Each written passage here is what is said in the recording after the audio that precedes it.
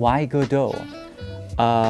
Well, first of all, it's a project that I'm kind of a fan of. I like the engine, I like working with it, and I like the idea of two open source projects coming together and basically us having an outlet for working with them and giving feedback. Just like with any of the other open source tools that we're using, we're not just using Blender for texture painting, we're using Krita, we're using Inkscape, we're using GIMP, and we're running everything on Linux. I mean, there is the option to use a fork of the Blender game engine, but I just didn't really think about it.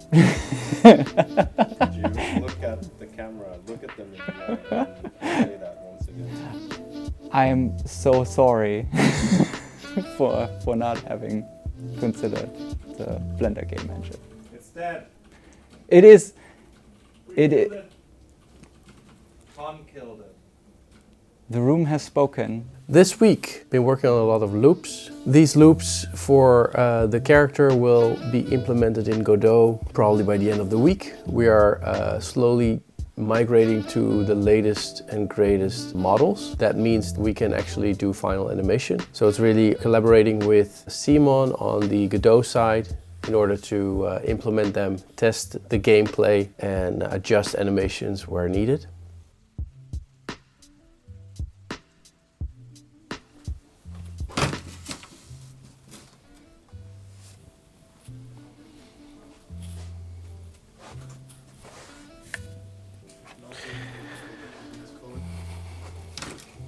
I'm gonna help my former colleague, you know, packing.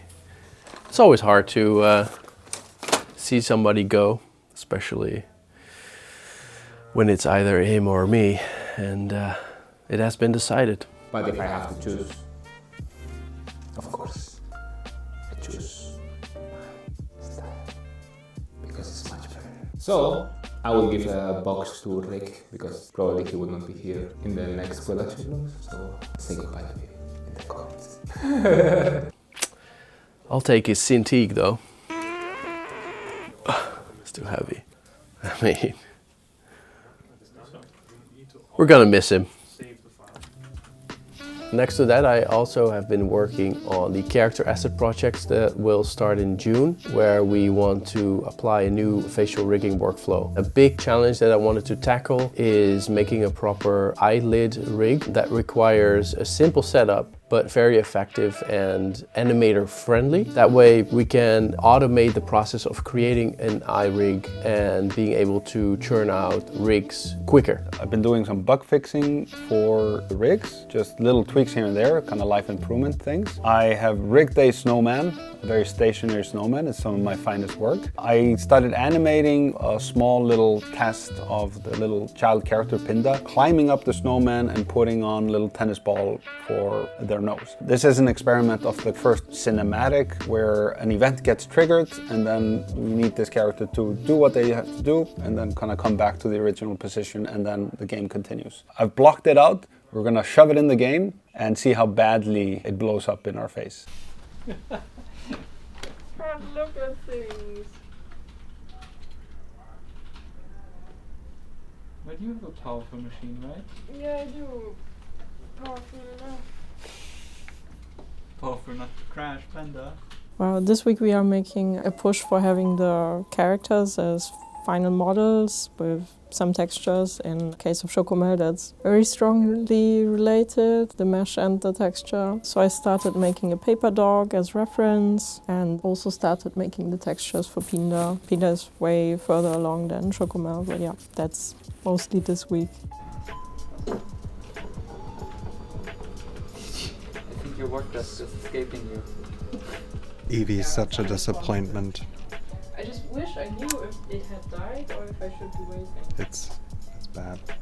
this week. My task was to go into the characters, Pinda and Chocomel, and actually do a pass on the modeling, because so far we've had a blob sculpt, then we had a remeshing of that sculpt, and then we had a retopo of that sculpt, but it was never meant to be really a game model. So I went into the Pinda file first and I cleaned up his topology, and then I also UV unwrapped it and I prepared a template for Vivian to actually paint over, then scan those so we can use that for the texturing. I then proceeded with Chocomel, and his body is actually getting a little bit more tweaks. We now have a final paper mock-up of him, and we need to define which pieces of his body is paper and which is more solid. There's more paper frayed edges around his waistline and that kind of stuff. So I think so far it's going pretty well, and hopefully we should be having a final model by the end of this week. And here you can get an overview of all your processes. There's Blender, and then you can say right-click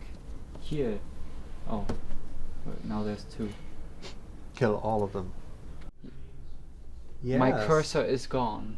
Okay.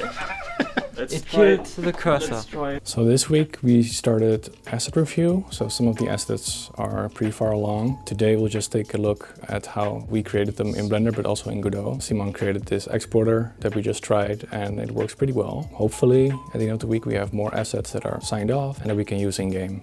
The rest of the week we'll be trying to continue with creating assets. A lot of the assets are already there, I think, at the right detail level. This week I'm on full gear building the pipeline because we actually need to use it. I'm finalizing the whole scene assembly process. We're actually using it on the final assets. That means we have all the libraries for the assets that Bo and Annie have been working on for the environment, and we went through everything to export to GLTF and then put it into Godot. For that we have an asset zoo level set up that is basically just an empty plane with all of the assets for the game in the level loaded in. So we can validate everything and review everything, and that's all set up. So the individual tree assets, for example, are all registered and exported into our library with the pipeline setup that I made, and then pulled into Godot and instanced into each other. So whenever we make a change now, it will just propagate into the level. Now the next task is to set up more and more functionality that we can control from within Blender for Godot. So the first important thing for that is collision, for example. I just finished setting that up, so we have the ability from within Blender to basically tag meshes as being a collision mesh, or also create collision primitives, which are a lot more efficient than a mesh, like just a sphere or a cube or whatever. So yeah, now it's just about adding more of those kinds of things, and I need to, most importantly, look into the animation export process again, now that the animators are actually working with the rigs more and more. For the materials, I already looked a little bit into some shading setups that we can use to give the paper a little bit more thickness, which is something that we wanted to do from the beginning, but we weren't really sure how much we can do that, so I wanted to try that out. Did you guys have your HR meetings? I had it today. Yep. So are you still with the company? Did you pass? Do you know? Did they give you an answer? I'm already in the back where I can't be a nuisance Oh, but maybe like with all the Germans. Say, Simon, you're much better in development, so you need to move upstairs. But with the amount of bullying that's going on between the developers, I'm not so sure if I want that. During the lunch. You should have heard him going at it on Clement at lunch today. Poor guy. Poor Clement, yeah, what the hell are you doing to that guy? It's the... What are they doing to me? I don't know. I only have like 15 minutes during lunchtime to, compactify all the things they did to me. We're in the same room. We don't talk in the room.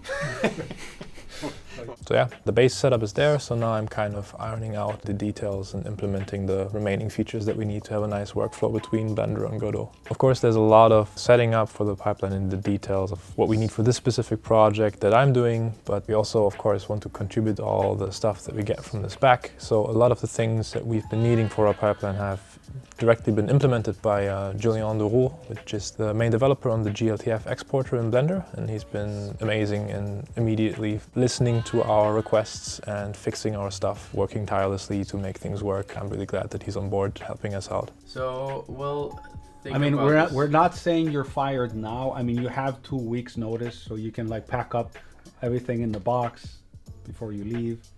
What do you want to do with all these figurines? We don't know what the fuck to do with them. He said, I will pick up my stuff. Thank you.